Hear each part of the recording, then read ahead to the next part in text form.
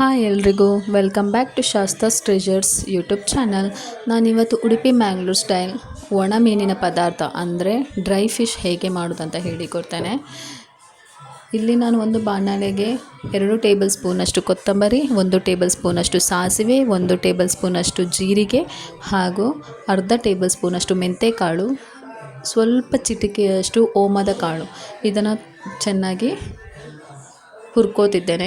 ಅದಾದಮೇಲೆ ಅದೇ ಬಾಣಲೆಗೆ ಸ್ವಲ್ಪ ಎಣ್ಣೆ ಹಾಕಿ ಆಮೇಲೆ ನಮಗೆ ಬೇಕಾದಷ್ಟು ಒಣಮೆಣಸು ಹಾಕಬೇಕು, ಅಂದರೆ ಖಾರ ನೋಡ್ಕೊಂಡು ಹಾಕಿ.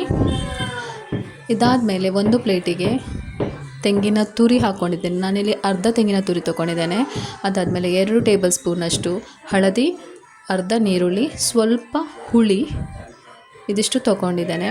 ಇದನ್ನು ಮಿಕ್ಸಿ ಜಾರಿಗೆ ಹಾಕಿ ಅದಾದಮೇಲೆ ನಾವು ಹುರ್ಕೊಂಡಂಥ ಮಸಾಲೆ ಇದೆ ಅಲ್ವಾ, ಅದನ್ನು ಹಾಕಬೇಕು. ಆಮೇಲೆ ಹುರ್ಕೊಂಡಂಥ ಮೆಣಸು ಹಾಕಬೇಕು. ಇವಾಗ ನನ್ನಲ್ಲಿ ಪದಾರ್ಥಕ್ಕೆ ಬೇಕಾದಂಥ ಮಸಾಲ ರೆಡಿಯಾಗಿದೆ. ಇದನ್ನು ನಾನು ಒಂದು ಪಾತ್ರೆಗೆ ಹಾಕಿ ಒಲೆ ಮೇಲೆ ಇಟ್ಟಿದ್ದೇನೆ.